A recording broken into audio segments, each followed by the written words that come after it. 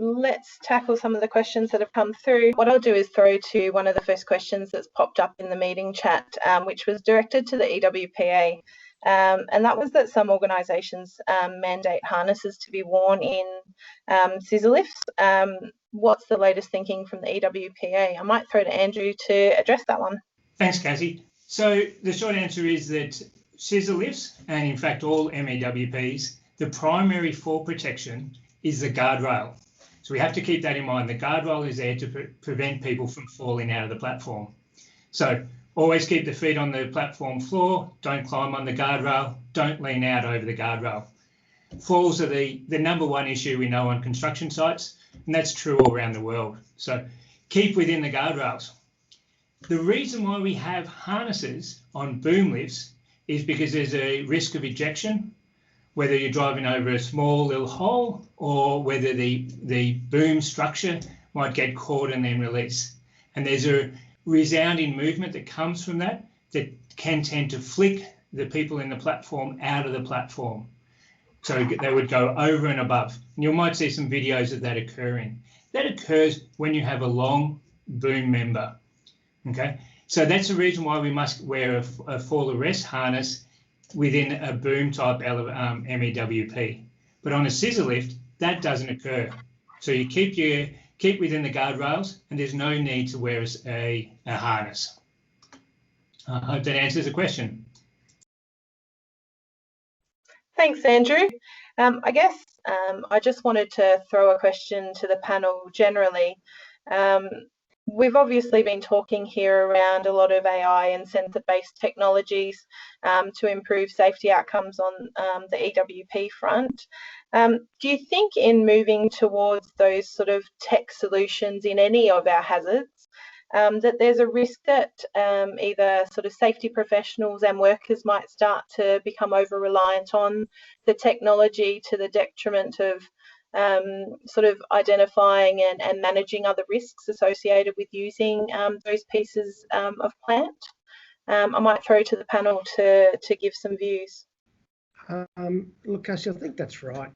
You know, with any technology, there has to be a checking process to ensure it's working as designed each day. We can create an environment where people are over-reliant on things if they don't check. So that's an essential part of any pre-start of any equipment every day. Yeah, you're right, Graham. And there's a couple of other concerns when we start to over-rely on the safety equipment. First is that the operators put themselves in positions of higher risk. So they tend to get closer, or they tend to move a lot quicker with the machine rather when they should move cautiously close to objects. So we find that their operating behaviour changes when they start to rely on a safety system. And the second, as Nathan alluded to, is that when the systems might call up a false negative, or false positives, when it starts to highlight, oh, we're finding something and constantly stops the machine, then the operator will either try and override and get in the habit of constantly overriding, or switch off the machine, switch off that safety device. So they tend to then stop having as much faith as they should have in that safety system and start to try and work around it. And that can pose a real significant risk. I think that's a good point, Andrew. And as we mentioned in the presentation, secondary safety systems and these forms of technology are just one solution, and they're reliant on others. And it's important to acknowledge that, people do make mistakes or have a lapse in judgment when they're performing different work activities at different times. And these systems are really designed to, fill that gap. And if people make an unintended error or they do make a mistake whilst they're operating, then these systems can react and mitigate the risk of serious injury or worse for plant operators or those surrounding them. So I think it's definitely one solution, but to Andrew and both Graham's point, it can't be relied upon as a silver bullet. Yeah, I think the technology in our lives, whether it's lane control in vehicles or those sorts of things that we have in our everyday life, they're not something we would rely on. And without, getting into the psychology of worker decision making, certainly something about when we have a secondary control, it certainly needs to be a consideration about the reliance on that particular control and how we would make sure that that's being applied effectively. Thanks, everyone. I might move on to another question that's actually just popped through, and it's quite a valid question in terms of why is it that a high-risk work licence is not required for an EWP boom lift less than 11 metres? And I think our panel will grin in responding because we well know the issues associated with this, but who wants to jump in to tackle that one? Well, I would say, as Brett alluded to, I do think the EWPA yellow card is perhaps best placed to ensure the competency of operators of all MEWPs. However, the requirement for a high-risk work licence over 11 metres is purely legislation. It's not something that the EWPA set, and I do think it's not entirely consistent. The risk of falling from 11 metres is not significantly different than risk of falling over 11 metres. So there's similar risks for operating boom lifts and all EWPs. So I think it really boils down to a crux then that in the absence of a formal licence or high-risk work licence requirement, there's certainly risk that needs to be mitigated for any operating in that sub-11 metre space. So there is a need for companies of all size in all nature of work to identify that as a risk and mitigate it in a way that works for business and works for the task as well as the piece of plant that's being used. It's not that the high risk work licence above 11 indicates that that's the point at risk at which risk kicks in. It's just that there's a licence requirement at that point. Companies should be making every effort to control all risk on their building sites. The guidance in the OFSC fact sheet around VOC for mobile plants probably provides a decent level of guidance for that. What do we do for things under 11 metres, as an example? Yeah, and look, just to support EWPA, the yellow card training is really effective, and it gives a good standard of education and competence. So I encourage everyone to make sure their employees undertake that. Look, I'm looking to tackle probably two more questions. One at a practical level that came through with the addition of sort of secondary safety systems. What's the panel's view around how maintenance and inspection of those additions to plant, which might be provided as a manufactured attachment or might be retrofitted at a different point in time? How is inspection and maintenance of that maintained practically at site level? Sure, Cassie, I'll answer that. Each of the different systems come with their own requirements in terms of pre-starting and maintenance checks. So the same as we would pre-start other components or safety features on equipment is no different to these particular systems.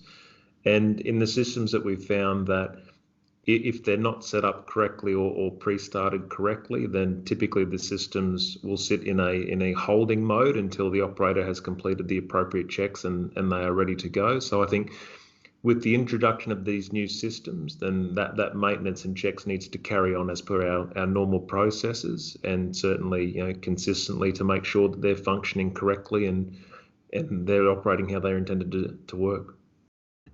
Thanks for that, Nathan. I wanted to throw a more general question at the panel because the use of new technologies, the addition of new technologies in mitigating risk does come with a price tag. So we've got obviously a significant diversity in the industry that we work in. How does the panel feel about the accessibility of this type of technical solution for sort of small to medium as well as large enterprise? Yeah, Cassie, I'll start this one. I'm sure others will have a view as well. The devices can range obviously in price, but it's generally a 16th of the cost of the unit in the first place. So scissor type nukes Andrew, jump in if I've got the numbers wrong, but they're around 16K to purchase brand new or thereabouts. Some of these devices are about $1,000.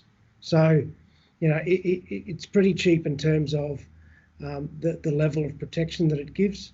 And I think, you know, very effective. I also should highlight too, we don't think we're at the end of the journey.